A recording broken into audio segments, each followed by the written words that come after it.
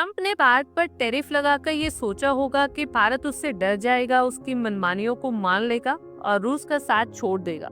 लेकिन ऐसा नहीं हुआ, बल्कि भारत पहले से ज्यादा स्ट्रॉन्ग बनकर आगे आया।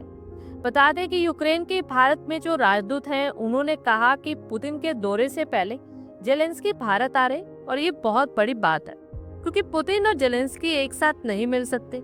ऐसे में दोनों देशों के राष्ट्रपति का आना भारत के लिए बहुत महत्वपूर्ण कदम होने जा रहा है। हाल ही में अमेरिका में पहले पुतिन पहुंचे और उसके बाद जेलेंस्की। इसकी चर्चा भी बहुत ज्यादा हुई इंटरनेशनल मीडिया में।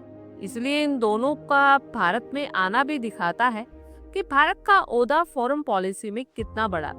लेकिन अब आप लोग भी सोचे होंगे कि आखिर जेलेंस्की भारत के दौरे पर क्यों आ रहे हैं। अभी पुतिन तो भारत के साथ बड़े बड़े डील्स करने आ रहे हैं और रूस भारत का मित्र देश भी है।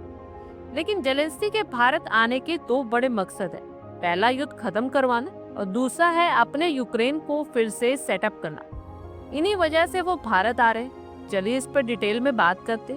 पहला जो रीजन है यूक्रेन युद्ध खत्म करवाना, इस पर अमेरिका जैसे देश भारत का मजाक उड़ाते हैं, लेकिन वो ये नहीं जानते कि रूस के लिए भारत बहुत इम्पोर्टेंट है। दरअसल जब अमेरिका कहता है कि भारत का कच्चा तेल खरीदने की वजह से रूस इस युद्ध को लड़ पा रहा है, तो लोग इसका मजाक उड़ा देते हैं।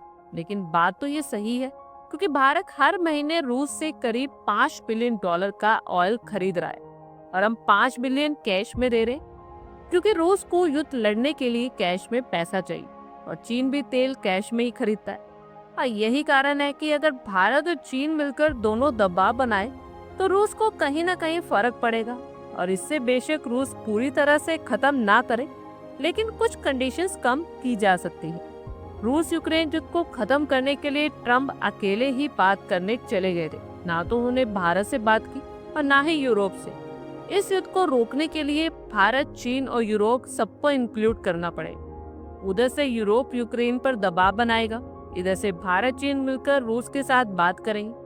और ये बात जेलेंस्की अच्छे से समझते हैं, इसलिए वो अमेरिका को छोड़कर भारत जैसे इम्पोर्टेंट देशों के पास आ रही। दूसरा कारण ये कि युद्ध खत्म होने के बाद क्या, क्योंकि अमेरिका ने तो साफ कह दिया कि हम यूक्रेन को तभी बिल्डअप करने में हेल्प करेंगे जब यूक्रेन भी हमें बदले में कुछ देगा।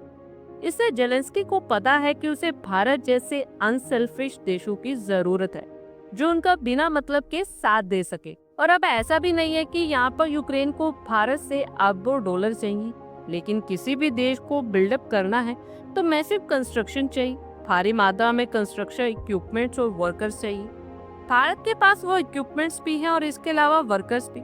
रूस में भी युद्ध में काफी नुकसान हुआ, तो इसके लिए कंस्ट्रक्शन इक्विपमेंट के साथ साथ स्किल्ड वर्कर भी चाहिए थे।